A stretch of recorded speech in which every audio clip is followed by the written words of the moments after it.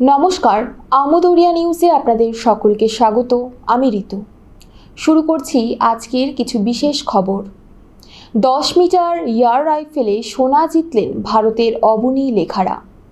ইতিহাস করে 10 metre air রাইফেলে shooting SH-1-এ সোনা জিতলেন অবনী লেখারা। তার এই কৃতিত্ব মহিলাদের এয়ার রাইফেল শুটিংয়ে র্যাঙ্ক 2-তে বিশ্ব রেকর্ডও বটে। 249.6 পয়েন্টে পেয়ে এই প্যারা অলিম্পিক্সে রেকর্ড করলেন ভারতের এই সোনার মেয়ে। অবনী লেখারার সাফল্যে উচ্ছ্বসিত গোটা দেশ। জানা গিয়েছে, প্যারিস প্যারা অলিম্পিক্সে মহিলাদের 10 মিটার এয়ার রাইফেলে SH-1 ইভেন্টে যোগ্যতা অর্জন পর্বে দ্বিতীয় হয়ে ফাইনালে উঠেছিলেন অবনী। আর ফাইনালেই নিজের পুরনো রেকর্ড ভেঙে সোনা জিতলেন অবনী লেখারা। টোকিও প্যারা অলিম্পিক্সে 249.6 স্কোর ছিল তার এতদিনের সেরা।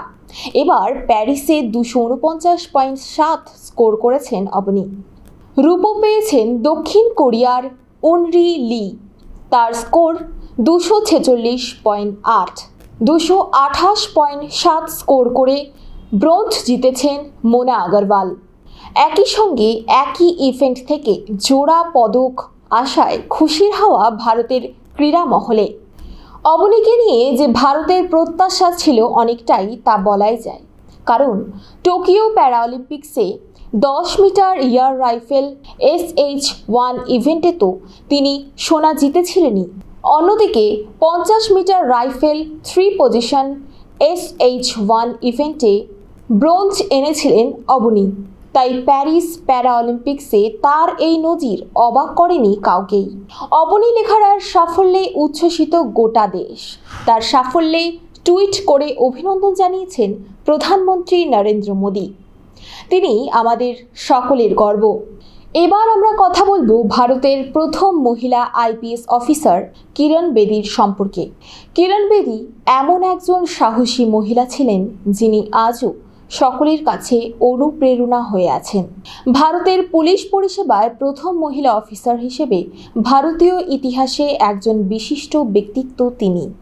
একজন দক্ষ টেবিল টেনিস খেলোয়াড় থেকে একজন সম্মানিত সামাজিক কর্মী পর্যন্ত তার অসাধারণ যাত্রা এবং জাতিসংঘের পুলিশে তার কর্মজীবন সবই তাকে ভারতে এবং তার বাইরের অগণিত নারীদের জন্য একটি আদর্শ হিসেবে অবদান রেখেছে।